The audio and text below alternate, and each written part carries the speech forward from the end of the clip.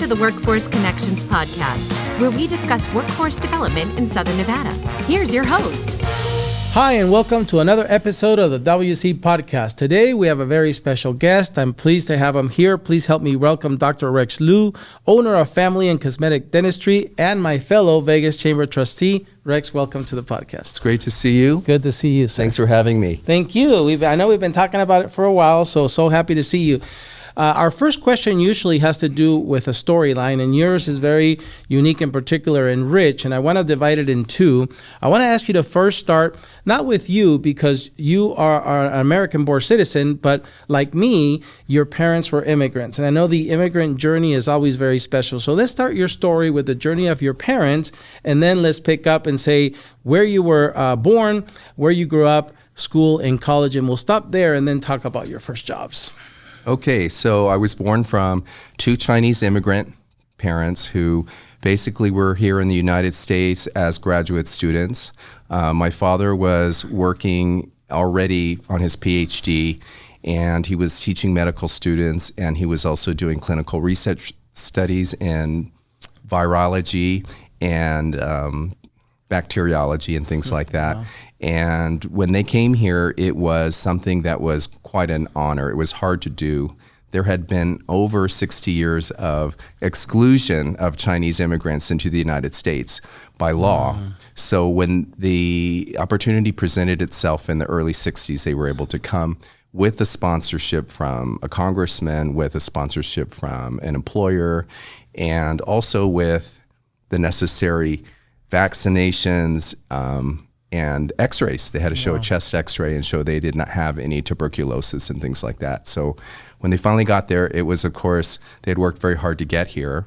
And I think that that journey in itself was very important because they had come from a place where they were fleeing communism. They were fleeing Japanese taking over and invading their towns, invading their cities, having to leave at a moment's notice when there was any threat of invasion, and then having to flee communism. So they did that by fleeing from where they were in China to Taiwan, and from Taiwan immigrating here. And it just so happened that my mother's mother knew my father's family, and so they were kind of family friends, and they kind of helped set them up to almost like an arranged marriage. Wow. So back in the day, that's how they got here in the 60s under the Kennedy administration. And I was born in New York, but I was raised primarily in Houston, Texas, and Frederick, Maryland, and of course, Las Vegas, Nevada. And that's a story of jobs, relocations, and marriage dissolutions and things like that. But you went through school then, the school system in multiple states, your elementary, middle, and high school. Well, luckily, I was in Las Vegas from the 5th grade on. Oh, okay. So when I was at Paradise Elementary School, that was like there on Maryland Parkway in Spencer. Yeah. And that was, now it's the site of UNLV's campus security. And around 1998, it was the Boyd School of Law Library. Wow. But that was where I started my 5th grade. Okay. 6th grade was all about the integration of children. And that was sort of something in the 70s that they started, where they started a 6th grade center. They used the elementary schools over on the north side and the west side. So I grew up kind of going to Matt Kelly, which was on J Street, and I was bused there. And before busing, those schools were 95% African American. So if you look back at the history of busing, they took all those students over on the west side and brought them in, and then they took everyone else and bussed them out. So I was part of that great big experiment. Yeah. So there was something called the 6th grade center at the time, which I remember doing and loving, because you don't start junior high school as a 6th grader, you start as a 7th grader. Wow. 7th grade, of course, we were over at Stewart and Eastern, over by Roy Martin Junior High School. And interestingly enough, those apartments are no longer there. Roy Martin was considered an at-risk school at the time. And I will say, as an Asian student there, I felt quite at home. It was a very ethnically diverse student body population, although I was still maybe the only Asian person in my class. The apartment complex I grew up in is no longer there. The 95 freeway came through. And the story that I have with that is that because of the relocation that was necessary, the city of Las Vegas relocated us and offered everyone who lived in the apartments either $2,500 to relocate or $5,000 if you relocated and went into a home.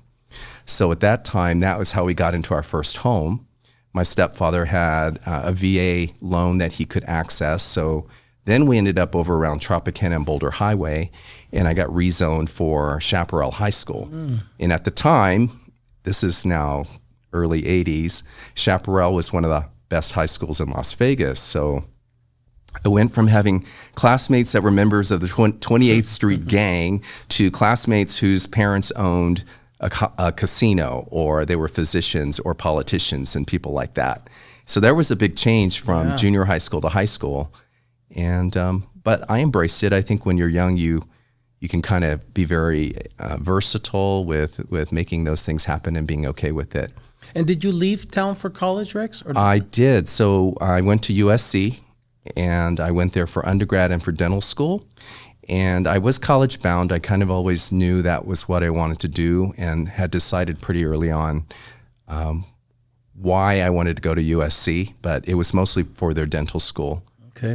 And we skipped over, I'm going to go back because it's a wonderful trajectory with a lot of diversity, like you said, in income and geography and in schools. But I know, because I've heard your story before, and when you were in third and fourth grade on the elementary level, you also had another stop, which adds richness to your story and more adversity you had to overcome. So I'd love to hear that piece. You know, a lot of times there are parts of your childhood you leave out. But that part of my childhood, which I used to leave out, I think is important to address. So I grew up in foster care for a few years in Maryland. So I know what it's like to have social services come in, take you from your home out of an abusive domestic situation. That would be with my biological father and stepmother. Then have, this story in the newspaper, you're in the hospital, and then you're bouncing from foster care home to foster care home. But I will say, in my deepest, darkest moments at, 8 or 9 years old, I was riding my bicycle to church. I was learning about who I was and knowing what I thought what life was all about. And it was a point where I felt like I almost hit rock bottom. And found my way out. And my way out was really by coming to Las Vegas and having my mother end up with custody of me. And we actually, had to go through court and all that drama that you might see on television, but that was my actual life. And then growing up with this idea that, I think social services might be coming today. I better be a good boy today and do all the things I'm supposed to do. Wow. So yeah, that was a very pivotal point of my upbringing. I think it defined me as a person as well as some of the other things. But I think that was particularly a defining point because it made me stronger and it made me appreciate so many more things, as well as having, immigrant parents who fought very hard to be here. And it was like, for them, the dream was getting here. Yeah. They loved American culture. They loved American movies. And my mother says she always knew she would just end up here. Wow. And I think sometimes you have to have it up here. Yes. And then the rest will follow. Yeah. That's wonderful. Rex, thank you for sharing that. And again, I have the privilege of knowing you a little bit more, but for our audience and our listeners' sake, I also know that throughout those years, through your education, not just in the college years, but before, you also were working. You had to work, and you've had a really rich tapestry of work experience. Well, this is Workforce Connections. Let's talk about workforce. Let's talk about connections. Your jobs. Come on now. I know you started early, so take us to the different types of jobs that you've had. That I don't think a lot of people that know Dr. Rex know these occupations. Well, thank you for asking. I think I counted, I had about a dozen jobs before I became a dentist. My first job was when I was 10. I remember being in that cafeteria at Paradise Elementary, and I thought, I'd like to work in the cafeteria. I want to be around all this food. This looks great. There's one kid working there, and I said, I'd like to get a job working here. And they just sort of looked at me, and they said, you would? I said, yeah. They said, okay, this is what you need to do. No interview. no sort of sit-down process. They said, okay, you're going to come and you're going to be our milk boy. So you are going to get all these kids their milk, and you're going to charge them, and you're going to make change, and you're going to sit there at the front of the lunchroom and make sure everyone gets their milk or their second carton of milk. And when everyone's gone through, your payment will be a free lunch. So at that point, I said, Mom, you don't have to give me lunch money. I have a job. Wow. So I felt proud. Yeah. I was happy to have it. And then I had a business on the side. I had a best friend, and we kind of went exploring. So there were these tunnels that went under Harmon and Koval, where we lived, and under the Marie Antoinette condominiums, and it ended up dropping us right at the Dunes golf course. So we would go, usually after hours, and we'd pick up all the golf balls that were left behind in the sand traps, in the bushes, in the ponds, and we had a great time. So we retrieved all these golf balls. We took them all back to the apartments. We cleaned them all up. The next day we'd show up, and we would sell them back to the golfers. So they were getting golf balls that they're not going to run after their golf ball. They're just going to leave it. And so we had a little side business going. And so that was what I call my first job, my first business. And then as far as other interesting jobs, I did do, I was a box boy at Safeway on Boulder and Nellis. Right there, that shopping center had the Thrifty Drugs and the Sprouse Rights and the Shakey's Pizza and all of that. And now it's a Walmart. But at that time, I was also underage, but I got the job simply by asking. I was with my parents, we were shopping, and I knew who the manager was, and I said, how can I get a job here? And once again, I got the job, and there was no interview again. They're like, oh, I think this kid is okay. And so once again, I got an underage job, but I was happy to have it, minimum wage, working out in the heat of Las Vegas. And then I did also work at the Desert 5 Drive-In, which was a lot of fun because I got to, and that was over on Desert Inn in Lamb. I got to not only do the tickets, but I used to get to shine the flashlight in the cars, walk around, work at the snack bar and all of that. I also worked at Circus on the Midway, which was for a teenager a great job because it was a lot of fun. And your friends would come and visit you.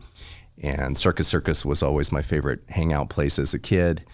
And then during college, I was working as a person doing singing telegrams. So singing telegrams is something that I remember seeing a commercial on television, and they were dressed in costumes and they were singing about the telegrams. And I said to my parents, I want to do that. And they said, oh, that's nice. And wouldn't you know it, a couple days later, I said, okay, I got a job. I'm going to be doing singing telegrams. And they were like, what? So then no formal training on the singing? No, just passing interest in choirs in school. I was in a performance choir in high school that was not just your normal performance choir, but we did things like sing backup for Paul Anka, and we performed at Disneyland and did touring. We actually toured Winnemucca and Reno and some little places like that in a bus, and it was a lot of fun as well. So yeah, there was a little bit of that, but it was something that kind of evolved along the way. I think being in Las Vegas, it was not uncool to be in any kind of performance group in those days because, you know, people's parents were making a livelihood at the casinos or in the shows or backstage or any of these show-related occupations. So I think that's good. I don't think anybody should feel like, oh my gosh, I can't pursue this interest. It's not cool. Yeah. It's like, no, it's okay. No, it's cool. Join as many things as you can. I mean, I was in the ROTC as well. So on the one hand, I was doing the one thing, but on the other hand, I did the other thing. So yeah, it's almost like you had parallel worlds that were very artistic, very disciplined, ROTC. But also, I think I remember you saying you also did a little theater. So theater came a little later, but yes, I've done about a dozen years of theater, local community theater, different musicals basically.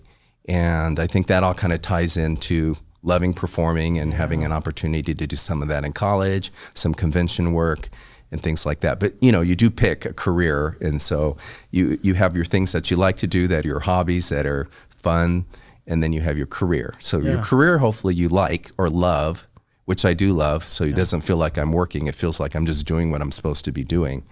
But that whole process of all these different jobs to take you to where you're going, I think is super critical because then you become a better leader, you become a better boss, you become a better, well-rounded person because you can relate to so many different people. But we didn't talk about is in college, besides the singing telegrams, is what I mostly did was work in USC's residential life program. So that is, I was a resident advisor. Then I was in charge of the head resident. I was in charge of the RAs as a head resident. And then I was in charge of the head residents and the RAs as a complex coordinator. And then I did orientation advising as well. So for about 6 years at USC, that's how I also earned my room and board and was working. Also taught me a lot of skills because I would handle, roommate disputes with student conduct, management and running of the apartment complex that I lived in, which was the largest on campus at that time, managing your staff team, doing reviews, all of the things that are very necessary, handling a budget, doing student programming, all of this stuff just seemed, this is just what you do. But I find out later, no, this is just what you do to prepare yourself for life. And if you're not doing anything now, what are you doing or what can you do? And I think that's the important question to ask because it's all building blocks. So by the time I became a dentist, managing a staff team seemed manageable. And you had to do it. Handling a budget, interacting and interfacing with patients. That's not easy for a lot of people. You have to be able to take what you know and communicate it well enough that people are going to be comfortable and do the procedures as well. So if you're not working with people and you don't have a chance to do it very often, you're going to have to learn pretty quickly, I think. Absolutely. And people seem to adapt, but other people, it's a big struggle, Before we get into dentistry, I want to ask you one last question about these very interesting and unique jobs you did, because I know you were telling me about the telegram. I seem to have some memory about a story. You said one of the craziest things you did involved a cake. Is that a memory? This is a correct memory. And I only bring it up because I don't know anyone else who can say they've actually had to jump out of a cake for somebody's birthday. And I remember jumping out of that cake, and I'm the one who's supposed to be embarrassing them. So that takes a lot on me to not be embarrassed. But I remember calling out her name and it was the wrong name. So I'm calling out this name and they're like, her name is such and such. And I remember thinking, that was not good. So I saw her, I ran up to her, I wished her happy birthday, and I told her she was so beautiful that I forgot her name. Oh, nice. So at that quick moment, I was able to save that situation. But it was fun, and I loved the costumes. I loved the whole idea that people are paying money so they can cheer up somebody or wish them well. And, that would be a memorable one, but also as memorable as, somebody whose coworkers sent them a telegram to wish them well on their journey through cancer, and, the big sign that says, we will miss you, and all of the signatures, and just sending a lot of love and support their way. So you see such a good side of people when you have a chance to do that, right? And so, I really, really enjoyed it. And I can understand where people get a lot of pleasure from giving that and receiving that. Well, so thank you for sharing that story. So jumping out of a cake, if you need someone, just call me. I can tell you all about it. It's not a real cake. It has to be, it's like a wooden box, and it's made to look like a cake. Mary Beth Sewell, I know you're watching. We're going to look into that possibility. I'm going to look into that. That's the next icebreaker. But let's talk about the dentistry, because that's how I met you at the Vegas Chamber. You're obviously there, represent your industry. And tell us the story about how you decided on dentistry and then eventually went to USC to pursue it. Why dentistry?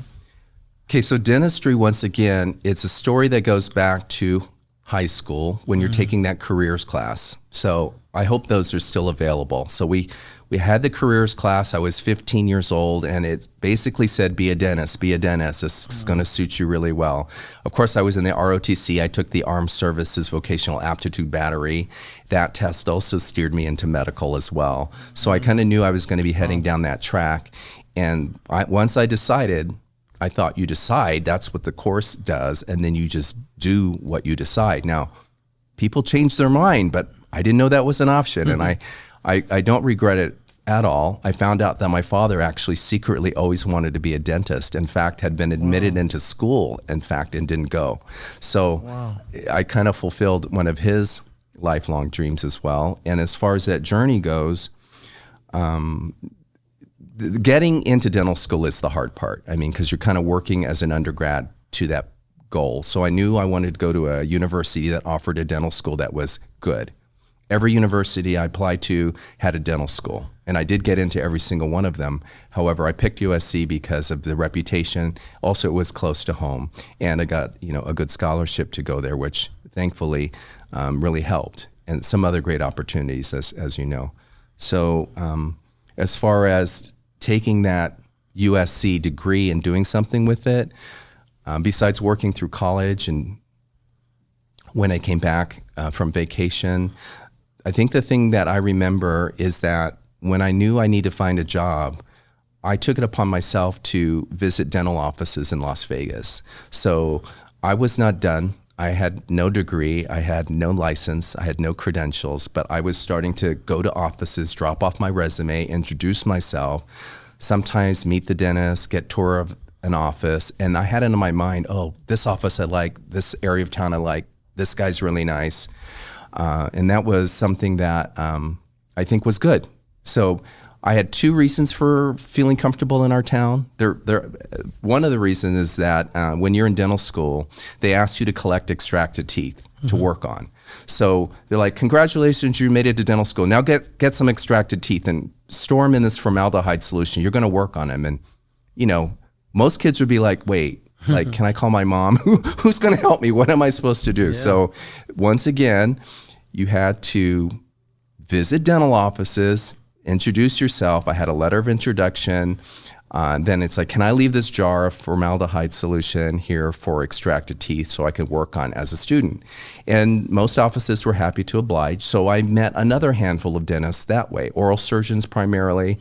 And my mother, who worked at the APL lab at UMC, was able to help me get some of the solutions.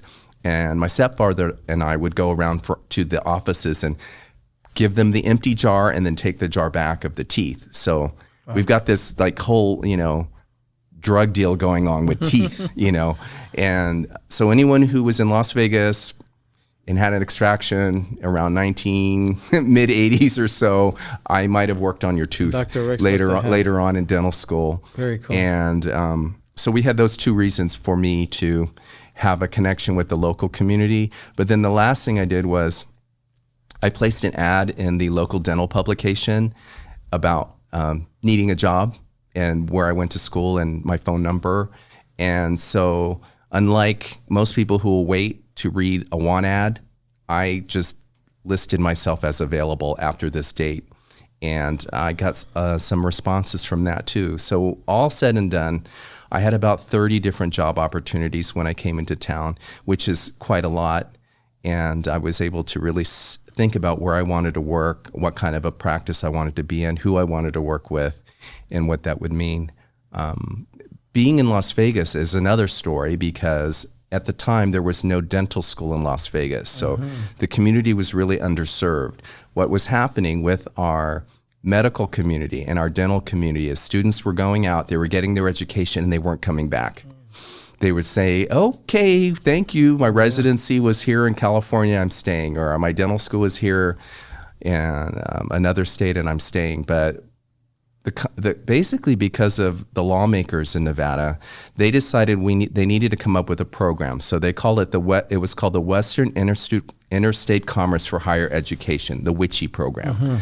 Now, I became aware of it in high school. This was a guidance counselor who told me that there's this program out there that just started up and you should really think about that. And you're in high school, you're thinking like 3 or 4 years from now, there's this program called what am I going to do? Well, I remembered and I made the inquiry and I did apply. And what it was they allowed you to go to dental school. They would pay 2/3 of your tuition on the condition that you would come back and serve our community for at least 4 years for every year they help fund you, which is anywhere in Nevada. So being from Las Vegas, it also seemed like a good idea to come back. I had more than one reason to come back, but they also made it so that if you didn't want to come back, you had to pay the money back. It would just be like a financial loan. But me and hopefully some other people took advantage of that program and came back to serve our community, not just as a dentist, but maybe doing other things in the community to help elevate, our community and what's happening in dentistry. So I love that program was there. I understand they had it for law. I understand they had it for medical. I don't know if it's still going on today, but it's a great program. Once again, it's another Las Vegas, another one of those I love Las Vegas stories. I love Nevada stories because that's another reason, a very compelling reason why I was here. And after the 4 years, I was here for good. I wasn't going anywhere else. So everything started rolling. Practice. You talk about, okay, well, what was your first job? Okay, well, I picked that first job working with another doctor. One of the things that I picked, and the reason why I picked is I knew that this guy and I were going to get along really well. And to this day, we are still friends. So it's been over 35 years since I first made those calls with him. We worked together for about 2 years. And in 2016, I was able to go back and work with him a little bit as he was transitioning out of his private practice. And I helped him basically remodel his office and sell it. So we've had this ongoing relationship, which is worth much more than the work experience, right? It's almost like, hey, you guys, pick this person who's going to be a part of your life and see if that makes a difference where you decide to go. And that was the only time I worked with another doctor as an associate. But since then, I've had my own associates. So I've helped launch the career of over a dozen different dentists here in Las Vegas. And my practice has grown from just being an associate to being a solo practitioner. Solo practitioner is one where you have your own office, your own staff. You're calling all the shots. And you probably, renting a space somewhere and making it work, trying to figure out insurance, trying to figure out, you should know your dentistry by then, but you're still learning and you're still trying to go to wherever your next level is. And that is usually the level most people want to get to if they go that way.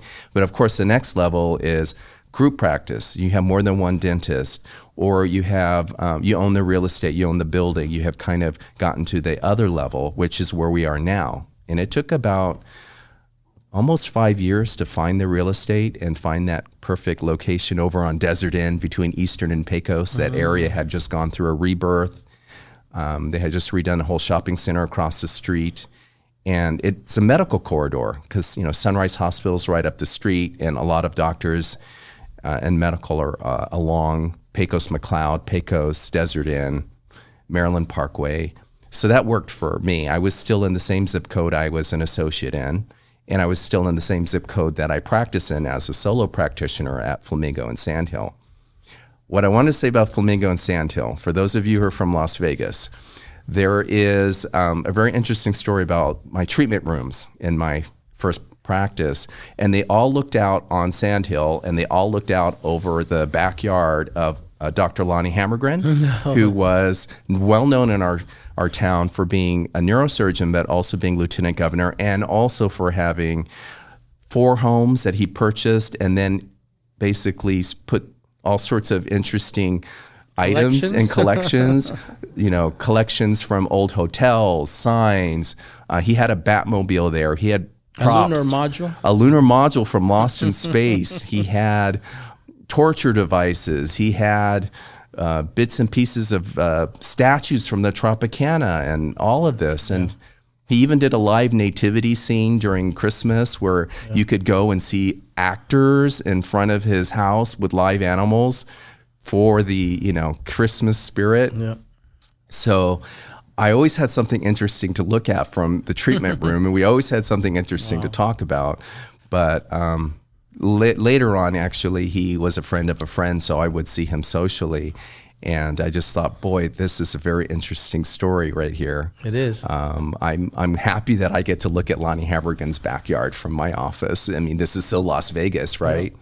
Rex, I think there's a thing about your story when we're talking about unique. You were starting to describe it. I know you took this turn back to Flamingo and Sandhill, but I think the last element of what makes your practice so unique is that last piece where not only did you go from solo to group, but now you're a landlord. I'm a landlord, so I get to talk to myself about what's going to happen with tenant improvements and things that are really necessary for the upkeep of the building and the parking lot, and of course being a good neighbor, because a person next to me, they own their building, and the people across the way own their building, and we all have to get along, and we have cross easements, and it's kind of an understanding about the zoning and different requirements for your business to stay relevant. And then it could be anything from signage requirements to, can you do this, can you not do that, is it in compliance, the size of the lettering on your building, banners, colors, all these things. And then I like it though, because it's a good way to sort of stay in control of what's happening in your immediate environment. Yep. A lot of times you're in a center, and let's say the landlord isn't paying the mortgage and it goes into receivership, or they're allowing certain tenants to come in that kind of downgrade the center, or the center just starts losing tenants and you're kind of stuck. And I've seen this happen to my associates over the years. They have a situation, they have no control over it. They may be paying their rent on time and all of their area management fees on time, but yet they're having problems. They've got to find a new place, or their rent keeps going up. So yes, having and being my landlord, is a beautiful thing. Any business owner who has an opportunity to do that, I strongly encourage you to look into SBA financing, and because you can get into something with 10% down. That's awesome. And I know, Rex, that again, that makes you a very unique business model, but there's other things that I think set you apart. Like your practice has achieved lots of recognition, including Business Excellence Award for Company Culture, Customer Service Excellence Award, Best Business of the Year Minority Owned. What does that mean to you, that you've been recognized for these things? Well, I think it's like anything. If you're getting recognized for doing something you love, and the people who are there love what they're doing as well, it's like the icing on the cake, right? So you're not doing it for that recognition, but it's nice to know that what you're doing is working, and that your motivation and purpose is correct. It's aligned with your values. So you're trying to create and be the best that you can be, to give the best care, to give the best experience.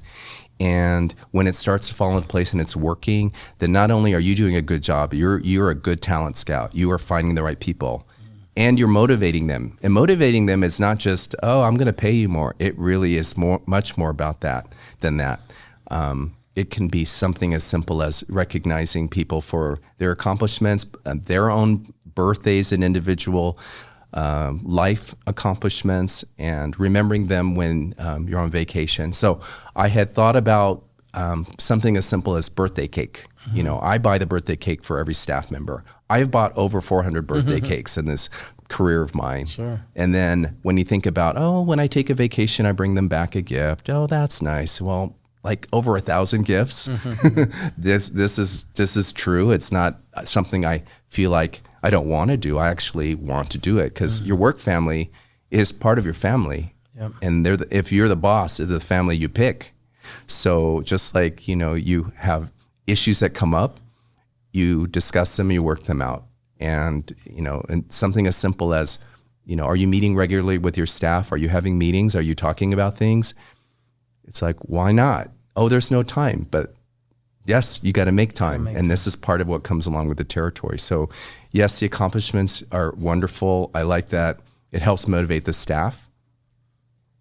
And really, it is us just doing what we love to do. And the rest has come secondary. We've actually won some People Love Us on Yelp awards as well. And that's completely review driven. Yeah. It has nothing to do with everything that, you think you're doing. It's almost like people's perception of how they were treated.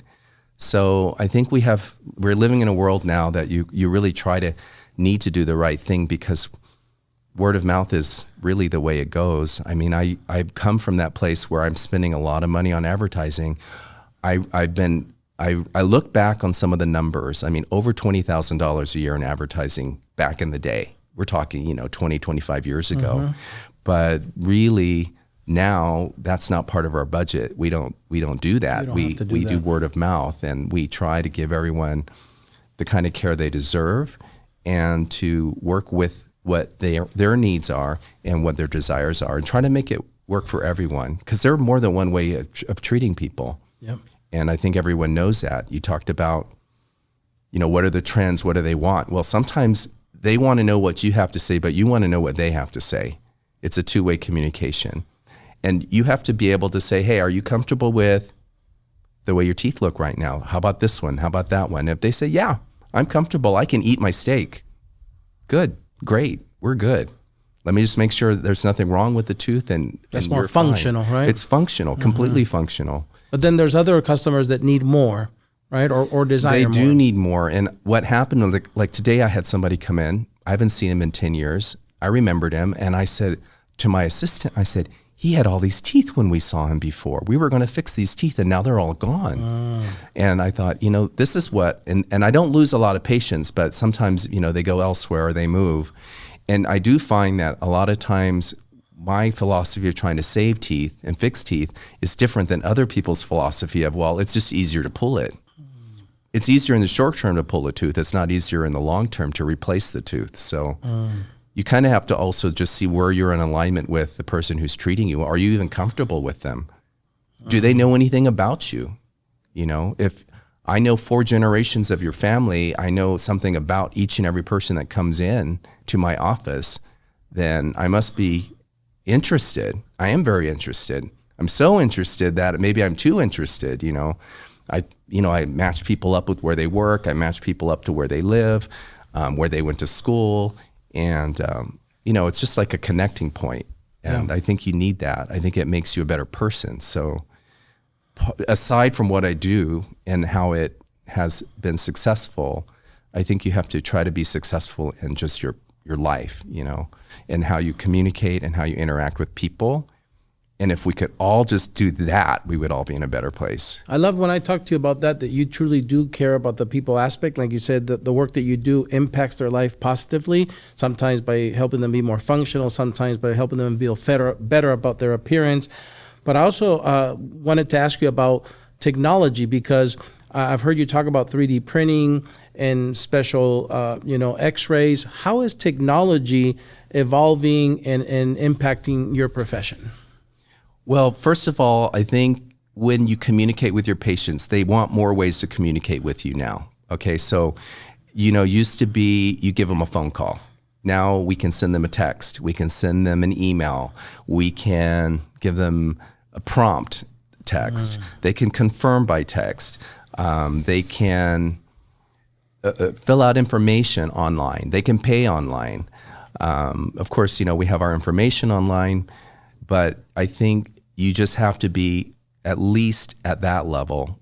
In terms of social media, I think you need some kind of a presence to reach out and let them know something about what's going on. But really, in terms of the technology, then you need to be able to provide like less radiation, digital imaging, x-rays that can be emailed, x-rays that can be easily shown to the patient. Just look behind you, sir. Here's your x-ray. Here's what I'm looking at. Oh, let me show you some pictures that we took in your mouth. They're instantaneously on the screen. This is what we're looking at. Because not only are we providing the information to them, insurance companies are more picky than they've ever been in terms of what they want to see. And it's like, oh, well, you showed me the x-ray. Now show me a picture. Now give me a description. And it's like, okay, everything you're asking for I can do, but the technology is there. Luckily, we have it. And then you have to protect their private information, so you need all of those protections in place. And then as far as the product goes, we have scanning devices now that can show you 3D imaging of your mouth, the 3D printing for your restorations. That means your computer is helping you generate restorations that are going to fit better. You still need the human touch because you have to do the preparation. You also have to be able to see the colors. You have to be able to see objectively, because a lab guy isn't going to know how to match this up properly. And you have to look at the symmetry of the face and a lot of other things. So as much as technology is evolving, the human part of it is just as critical. And now people are looking at, like their lips. How do my lips look around my smile? Are they full enough, right? How does that framework? How do my gums look around my teeth? The things that kind of take you from just one tooth to a smile, to the mouth, to the face. And you want to look at everything, because sometimes what people present with is a little bit challenging, because if your mouth or your lips are lopsided, your smile's going to look crooked, even if your teeth are straight. And you have to look at what they present with in terms of maybe they just have small teeth that just look kind of small for their face, or maybe, they have genetic issues, they're missing a few teeth, or something like that. But I think imaging is sort of where technology is right now. People like to see, your own work. So we still have our before and after cases, and we've seen tremendous changes in people's smiles. You talked about feeling better about yourself, but we've seen it where I got my teeth fixed and I got engaged. Now I'm married. Oh, you did? I got my teeth fixed. Now I have a promotion. And they told me I didn't get promoted because of my smile and my teeth. What? Really? Wow. And, my mom feels so better about herself. She's always been self-conscious about her smile. She felt invisible. She felt like nobody was even noticing her. And these are things that are life-changing. These are things that are, of course, you feel better about yourself, but can you imagine now you can eat or you can chew or something that's much more meaningful, because we like the food, right? Yep. It's all about the chocolate chip cookie at the end that you can have because your teeth are there. Yep. And, at the end of life, when if you are lucky to live a good full life, it would be nice to have some teeth to chew, because if you don't, it's going to be very hard to your quality of life. It's going to make a difference because, finding and looking for your teeth and trying to fit them in, they're loose, they fell out, they broke, they were lost, you toss them. I mean, this is real stuff. People go to the hospital, they don't find their dentures, they go to a healthcare facility and something has been tossed or thrown out, and it's very problematic because without anything to chew, you're in a lot of trouble. Absolutely. Yeah. Rex, before we run out of time, I want to make sure we talk about this, because we've shared now, since you've been telling the story, some photographs that you share with us. I'm grateful that you brought photos tell a story, but there's a piece of the story that we haven't told yet, and it has to do with stuff, again, that you do outside of this very rich life, work that you do in your life, helping people and improving their lives and improving their confidence. But outside of work, you have some hobbies, activities that, again, people would not, know or even guess, but we want you to tell us about what hobby activities. I know there's some bodybuilding. I know there's some German Shepherds, so we want to hear about that. Okay, so our connection, of course, is our community service, our work with the Chamber of Commerce and helping small businesses. So we both agree that being a part of what we do in a community is super important. It's super important to get involved, to get engaged, to make a difference where you live and your surroundings. And if there's something that you're not happy with, do something about it. What are you doing about it? It's easy to talk about it, but are you doing anything? And then as far as personal pet projects and things I like, well, we talked a little bit off the record about physical fitness. So I am a recovering, non-athletic, non-physical person. I was the last picked for group team sports. Anyone who knew me in junior high school or high school will remember it was me and the heavy kid. We were the last two. Me, always. Probably. Me and you were standing and next I to was sometimes a leftover one. Like, I didn't even get picked. I just had to go over to this team. So I was never raised around sports. My Chinese parents didn't know anything about American sports. That was not a thing. But I knew that I could get stronger. I remember being humiliated in high school, having to get on that scale on the first day of PE, and they call out your weight. And I remember thinking, just let me be 100 pounds. Let me be 100 pounds. And they're like, 98 pounds. And I remember thinking, I'm a 98-pound weakling. I got to do something about this. So I got into physical fitness. I got into weight training. I even got into competitive teenage bodybuilding. So I was able to sort of circumvent that. And during college and stuff, working out with weights was a great way to relieve stress and anxiety. So when you look at the picture, you'll go like, yeah, I think he had a lot of stress because he worked out pretty well. I was impressed when I saw the picture. Well, that's from somebody who had, come a long way, right? So I still do that because that's really important. And I still see some people that I've seen at the gym for many years. In fact, this week I go to the gym and the guy working at the counter is younger than my membership card. And he looks at this membership card. It's over 30 years old. Wow. He's like, you're the original gangster. Look at this membership card. We don't even have these anymore. I'm like, that's right. And I don't have feathered hair anymore either. So working out, I think, is all about, not about how you look. It's about being healthy, being physically able to do your work, but other things as well. So eating right and exercising is still part of what I do. And then I love going to Lake Mead and going boating. And I have done that for over 30 years and keep a boat out there and have watched that water level go down till about 27% of capacity where it is right now. So until they say don't go out to Lake Mead, there's not enough water, you'll probably find me there. We talked a little bit about community theater, which I still enjoy. The German Shepherd. The German Shepherds. Okay, so I raised German Shepherds, had a kennel, and there's a picture of that with 12 of the German Shepherds. Yeah. So I only have 7 now. Wow. And they are a lot of fun. Yeah. They are so smart. And I could probably do a whole show about dogs. Yeah. And also some of the placement of German Shepherds over the years I've done, which placing them in different homes. German Shepherds that have come back or have come into needing a halfway point because people could no longer keep them. So I also did that as well. That was for quite a number of years. So between those activities, do they go to the lake, Rex? The dogs? Oh yeah, okay. Oh yeah, they'll go to the lake. They need to be socialized, just like humans, I suppose.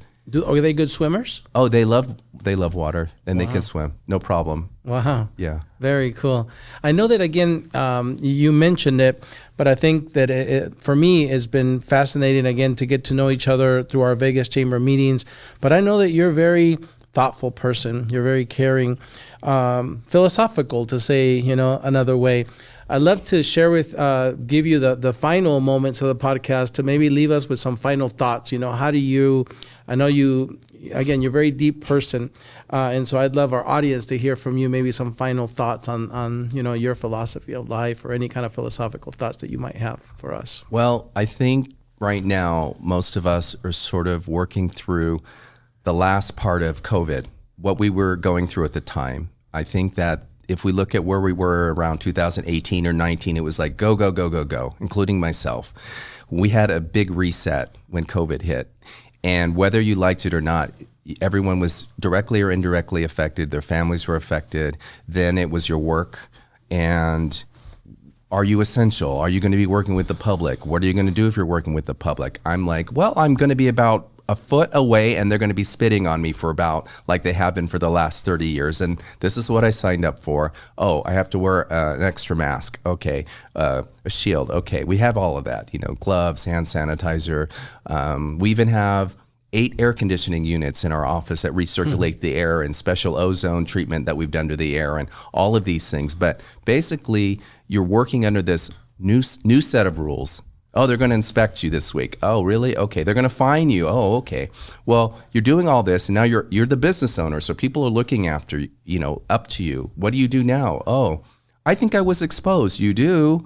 Oh, I need to get tested. Okay. And then you have to find, okay, now we're going to send them here. Then they're going to quarantine. And then we're going to have to close the office. And then how many people were exposed? And we're going to do all these extra tests. And there was all of that period up until the vaccine started coming where people were just basically stressed. They were probably reevaluating their lives. Maybe they were not eating so well. They probably weren't exercising so well because you couldn't get to a lot of the gyms, or if you did, it was, alternate machines, alternate days. People were really scared. They weren't even coming to the dentist. But what I figured out is through all that, it also took a toll on my health. And so coming out of it, I have had to change some things in my life to be healthier, not just in the things that I do, but what I eat, exercise, who I surround myself with, the things I expose myself to on television, and the whole thing, so that I can become better. And physically, I've become better. So I am no longer on any medications, and I have been able to take my health and become a lot healthier. So the tests don't lie. And what I feel like is if somebody is struggling, they got to work on getting better. They need to work on getting healthier. It could be mental, it could be emotional, spiritual, whatever it is that you need to get you better, you should do it. It's very important because ultimately, you're responsible for some of how you treat yourself, and treat yourself with kindness and love and give that out and it'll come back. So my philosophy is all about that. And I think that if I didn't, believe it and I didn't see for myself, that it could make a difference in somebody's life, then I wouldn't be talking about it. But because I think this is pretty relevant right now, I mean, there are people right now who are still going, oh, I really just needed to get out of the house and see some people and do something social. It's like, yeah, because you were on lockdown and you were, isolating in place or what have you. And there are people who got sick. I mean, people who are still not even well from that. So I think that we have to, once again, do the right things, try to do some self-love. Think about what it is you're putting in your body, because you're not going to get another one. This is it, right? So that would be my message. And I'm not trying to be preachy. No. I'm just trying to share from my personal experience, that wonderful feeling that comes from knowing you're getting to be a better, improved version of yourself.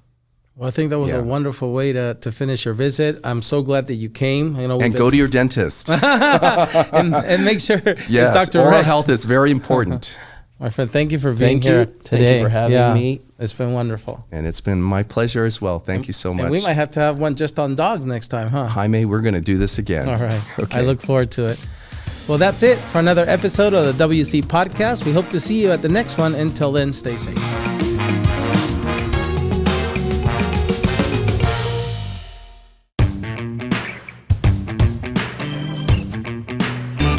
So, Rex, thank you for staying over for our bonus segment called Against the Wall. Are you ready? I'm up against this wall. Yes, Thank you are. Very much. The first section is called Your Favorites. I'm going to give you a category, and you're going to give me your favorite thing in that category. Let's start with an easy one. What's your favorite food? My favorite food is Lowry's Prime Rib. That's a commercial right there. That's good. Favorite beverage with your prime rib? I'm okay with a club soda. Yeah. Good. I don't need anything fancy. Not to go with the prime rib. I just want the prime rib. Okay. Favorite movie? I would say maybe E.T. Favorite. or The Sound of Music. They're kind of both. That's fine. That's a good tie. Favorite book? I'll say the Bible. Good one. Yeah. Favorite musical group or artist? Donnie and Marie Osmond. Ooh. Gotta own it. Favorite song?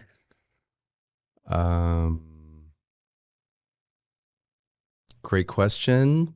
A little bit country, a little bit rock and roll? No. Maybe something like, maybe something gospel. Nice. Yeah. Favorite college sports team? Okay, USC. Favorite professional sports team? Vegas Golden Knights. Yes, very good one. You made it for the first section. The second one's called Tough Choices. I'm going to give you two choices. Hopefully you can pick one. Are you ready? Okay. Vacation or staycation? Vacation. When you go to your vacation, rather drive there or fly there? Fly there. When you get there, stay in a hotel or Airbnb?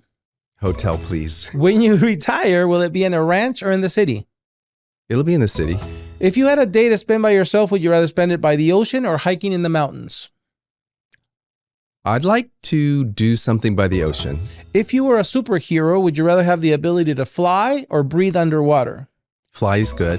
The ability to speak with animals or speak any foreign language? Maybe any foreign language. Here's where it gets hard. Okay. Actions or words? It's all about the words and the actions. So Both. maybe both. You can Golly. Both. Okay. Justice or grace? Justice. All right.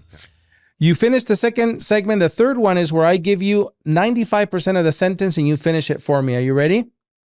Sure. If Rex could visit any place in the world, it would be... The Galapagos Islands. The best part about living in Southern Nevada is... The culture. Rex's favorite thing about his job at Family and Cosmetic Dentistry is... The people. If Rex could travel back in time, he would travel to... The swinging 60s. And three words that describe Rex are... Friendly, outgoing, disciplined. Couldn't agree more. Doing the WC podcast here today with us was... Amazing. Well, thank you, Rex. We're grateful that you came.